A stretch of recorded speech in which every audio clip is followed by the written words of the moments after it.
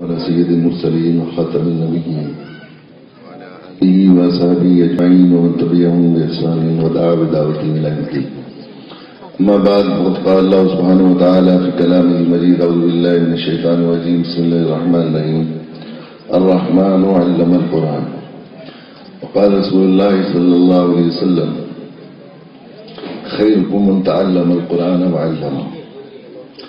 حضرات علماء کرام، حاضرین گرامی، دنیا کا ہر انسان کامیابی چاہتا ہے،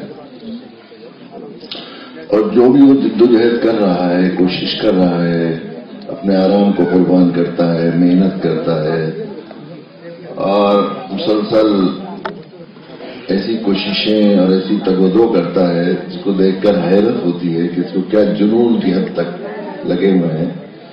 تو ہر انسان ان کوششوں میں صرف کامیابی کی تلاش میں لگا ہوا ہے، اور جتنے لائن سے لوگ جتنی کوششیں کر رہے ہیں، ہر ایک کو یہ ذوق ہے کہ اور یہ گمان ہے، یہ بلکہ یقین ہے کہ میری لائن میں کامیابی ہے، اسی لیے اس میں محنت کر رہا ہے.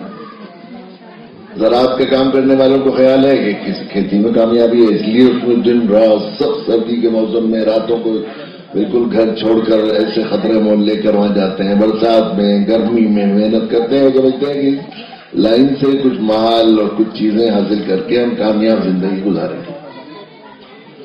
سیاست کرنے والوں کو سیاستی میں کامیابی لگی ہوئی ہے، اس لیے بس لگے ہوئے ہیں دھن سے، کوئی کچھ نہیں ملتا زندگی بھر. بعض لوگ بس لیڈروں کے پیچھے پڑے رہتے ہیں، بس ایم پی صاحب، ایم ایل اے صاحب، بس یہی ذکر ہوتا ہے، نیتا جی، منتری جی، وہ زبان پر اتنا ذکر ہوتا ہے ان کا، تو سمجھتے ہیں سیاست میں کامیابی ہے، اس لیے اس میں لگے ہوئے ہیں.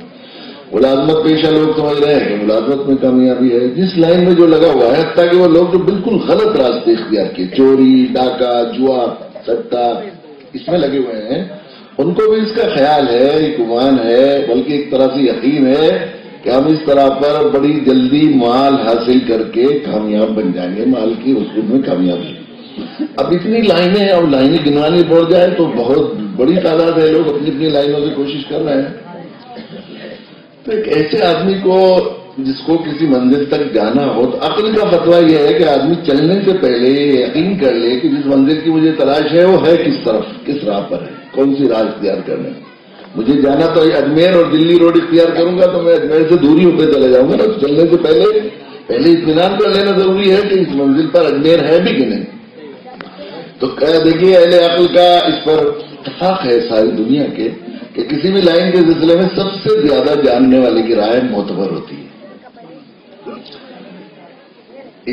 تعمیر کے سلسلے میں بڑے انجینئر کی رائے سب سے زیادہ معتبر ہوتی ہے.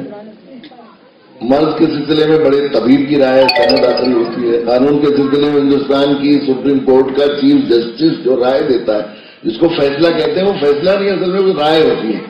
ہندوستان کے آئین کے مطابق اس ملزم کو سزا دی جائے یا بری کیا جائے. پھر آپ اپیل بھی نہیں ہوتی کہ آخری قانون کا سب سے زیادہ جاننے والے نے، اتھارٹی اور سند نے فیصلہ رائے دے دی ہے. تو کامیابی کے بارے میں بھی سب سے زیادہ جاننے والے کی رائے معلوم کر کے ہمیں اپنی ڈگر اختیار کرنی چاہیے اگر ہم واقعی کامیابی چاہتے ہیں.